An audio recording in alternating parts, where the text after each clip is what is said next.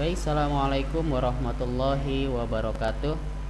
Anak-anak sekalian, gimana kabarnya hari ini? Alhamdulillah, mudah-mudahan hari ini kalian sehat walafiat, tetap dalam lindungan Allah Subhanahu wa Ta'ala, dan jangan lupa jaga kesehatan agar kita terhindar dari paparan COVID-19.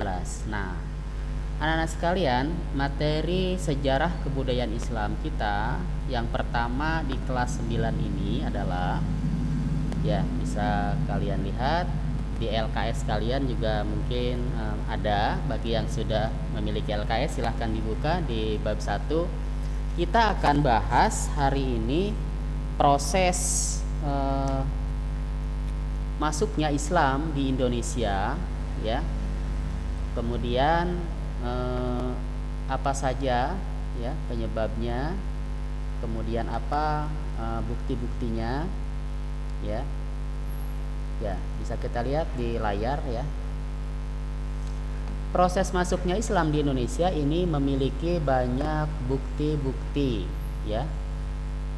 Di antaranya adalah dari catatan sejarah kerajaan Cina, ya.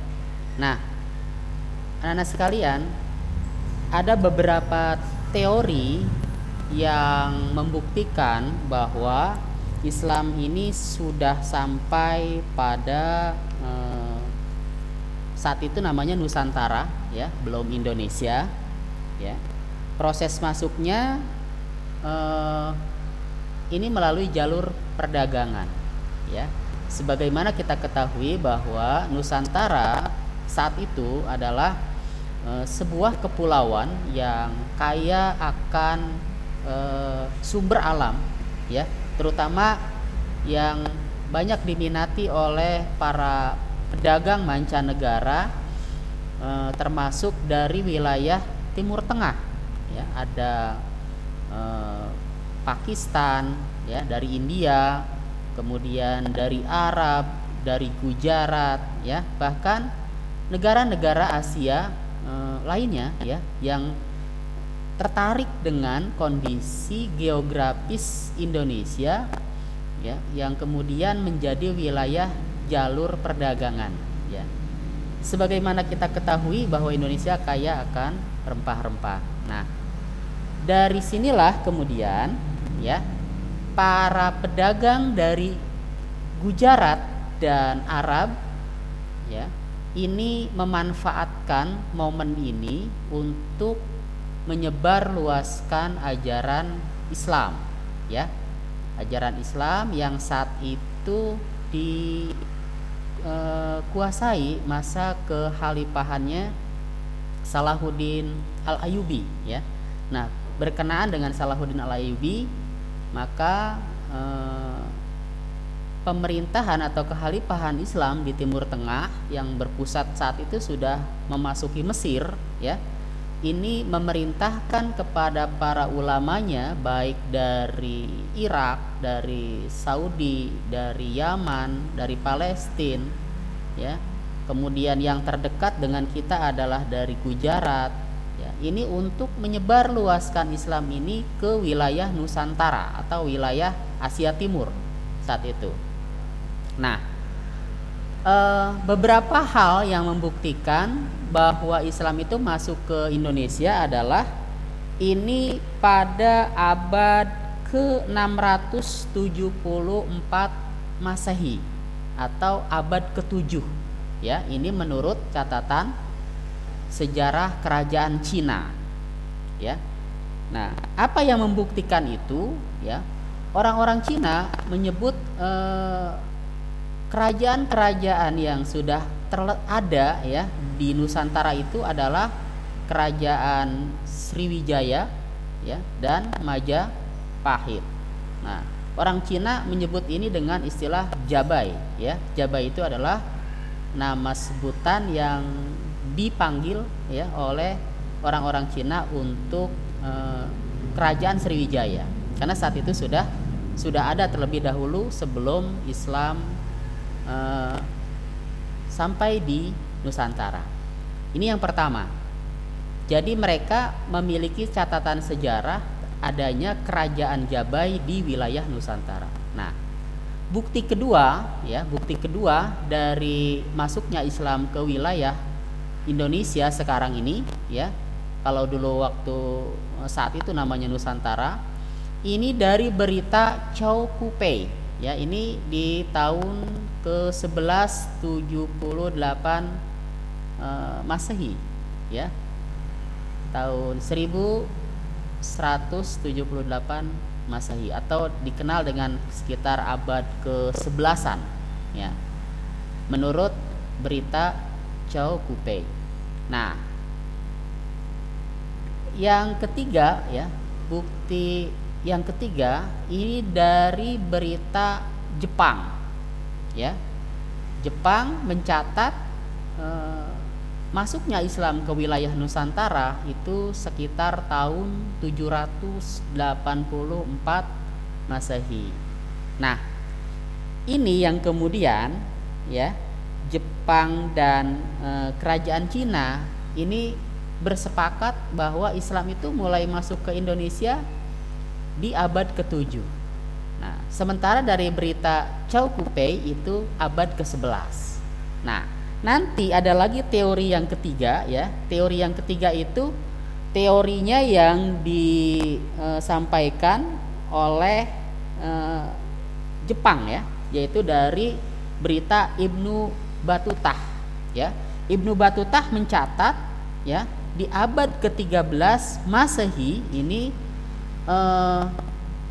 kerajaan Islam itu baru ada di Indonesia, ya. Berarti ajaran Islam sudah baru masuk ke Indonesia itu di abad ke-13. Nah, lalu bagaimana sikap kita untuk menerima informasi ini, ya? Nanti akan saya simpulkan, ya, bagaimana sikap kita dari informasi-informasi yang berbeda, ya. Nah, kemudian, ya, tadi sudah saya sampaikan berita dari Jepang ini, ya, di tahun 784 Masehi. Yang pertama itu dari Ibnu Batutah, ya. Beliau mengatakan abad ke-13, ya, sudah ada kerajaan di Aceh saat itu, ya, yang dipimpin oleh Sultan Malik Al-Saleh. Nah, ini sekitar bulan Ramadan saat itu, ya, 676 Hijriah, ya. Kalau Masehinya 1297 Masehi. Ini pendapat Ibnu Batutah. Kemudian pendapatnya yang kedua, ya. Pendapat yang kedua selain Ibnu Batutah ada Marco Polo, ya. Ini seorang ilmuwan, ya, dari Amerika, ya. Namanya Marco Polo, ya, bisa kalian lihat di LKS kalian. Ketika beliau singgah di wilayah Sumatera, ya, di Sumatera bagian utara. Beliau menyampaikan di sana sudah ada namanya Kerajaan Samudra Pasai. Nah, inilah, ya, di abad ke-12 ini sudah muncul kerajaan Islam, ya, dengan nama rajanya pun diganti berubah menjadi kesultanan, ya, yang tadinya kerajaan di zamannya Sriwijaya dan Majapahit. Nah, setelah Islam masuk, kerajaan-kerajaan baru bermunculan ini adalah dengan sebutannya kesultanan, ya. Ini gambar, ya, Al-Quran di masa kerajaan Islam, ya, bisa kalian lihat di layar.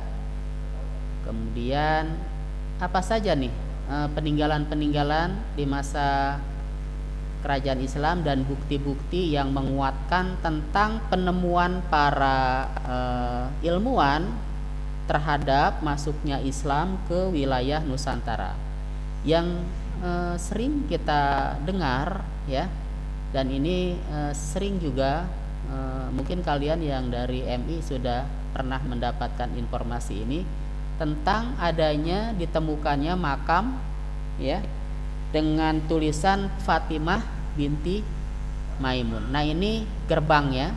Jadi nisan ini dibuat sebagai situs bersejarah ya. Sebagai situs bersejarah makanya monumenkan ya. Ya. Ini makamnya. Jadi makamnya sangat panjang ya, karena ini abad ke-7 ya. Abad ke-7 makamnya panjang sekali dan sekarang sudah dijadikan situs bersejarah ya. Ada 2 makam di sini, bisa kalian lihat di layar ya. Ini adalah prasasti atau peninggalan yang menjadi bukti-bukti bahwa Islam sudah masuk ke Indonesia di abad ke-7.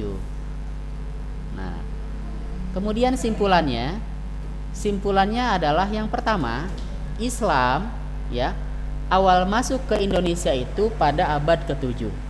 Nah, ini dibuktikan oleh para ahli sejarah ya dari catatan kerajaan Cina ya dan catatan dari Jepang ya melalui Ibnu Battuta dan Marco Polo. Kemudian mulai dianut oleh para raja dan keluarga kerajaan sejak abad ke-11 ya. Jadi abad ke-7 baru masuk ke wilayah Indonesia. Kemudian disebarkan melalui kerajaan-kerajaan, para pedagang dari Gujarat, dari Arab ya, dari Mesir ini mengajak para raja untuk menganut ajaran Islam dan akhirnya muncul kerajaan-kerajaan Islam. Tapi saat itu Islam hanya pada kalangan bangsawan ya, belum menyebar ke wilayah, belum menyebar ke rakyat. Nah, kemudian tumbuh dan berkembang ya di masyarakat sekitar abad ke-13 ya. Jadi abad ke-11 masuk ke kerajaan, abad ke-13 baru tumbuh dan berkembang hingga menjadi bermunculan kerajaan-kerajaan Islam. Nah,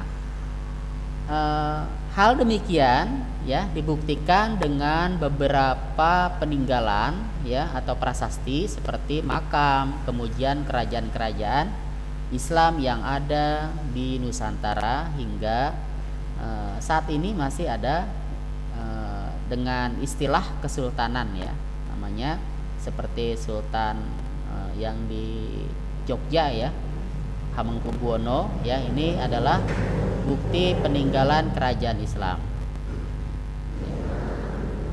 Baik ya, mungkin sekilas penjelasan Bapak tentang proses masuknya agama Islam di Indonesia ya. Mudah-mudahan video yang singkat ini bisa menjadikan pencerahan ya di masa pandemi di mana kita hanya bisa bertatap muka melalui virtual. Sekian, terima kasih. Wassalamualaikum warahmatullahi wabarakatuh.